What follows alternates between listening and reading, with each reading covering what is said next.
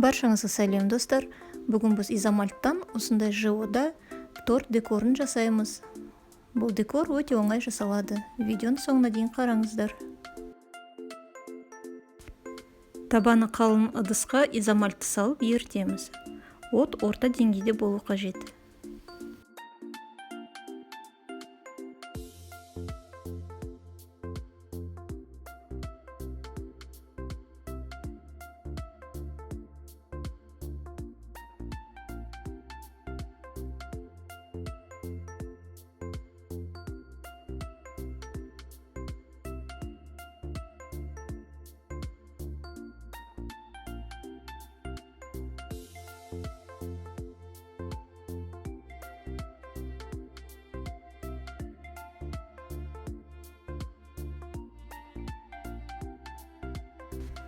Еріген изомальттың жартысын тефлоновый коврикке төгеміз.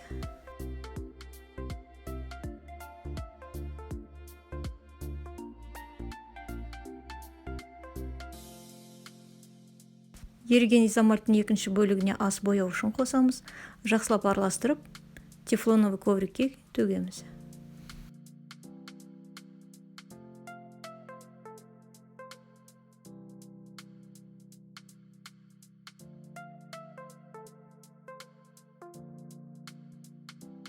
Изомальтқа топ декор бояу үшін қостым. Енді изомальттың толық суығанын күтеміз. Суыған изомальттың бетін целлофан пакетімен жауып, балғамен ұрғылаймыз.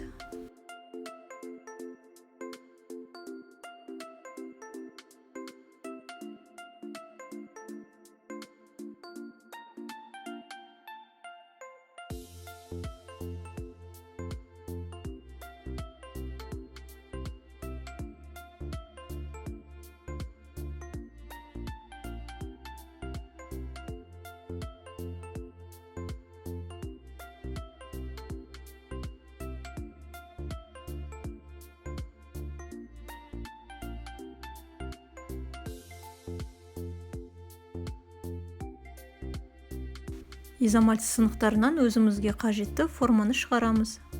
Мен А әрпін жасадым.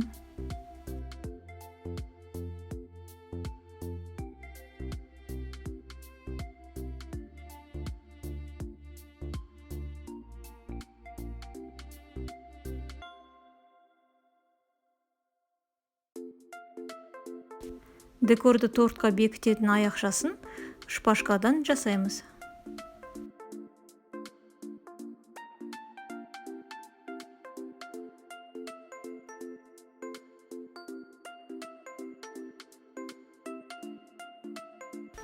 Қалған сынықтарымызды қайтадан ыдысқа салып, ерітеміз.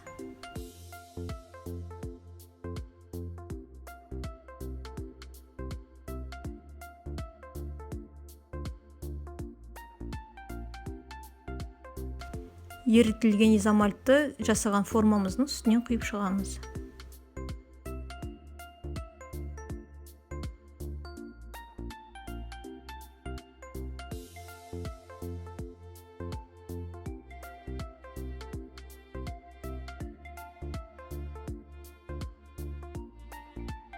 Енді ақ түсті сынықтармен әсемдейміз.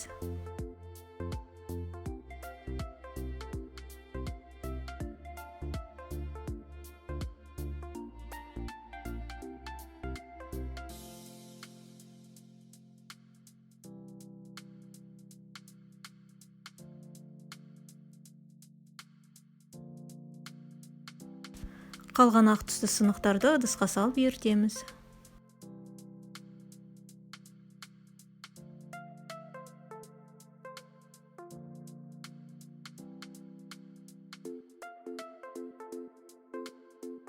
Ерітілген изомальтты ақ түсті сынықтардың үстінен құйып шығамыз.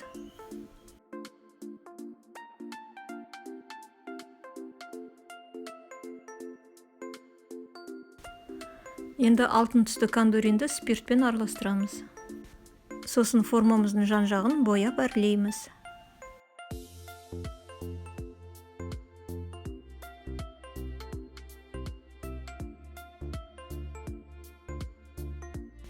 Мінекей достар, бізде өте әдемі торт декоры ЖО-да шықты.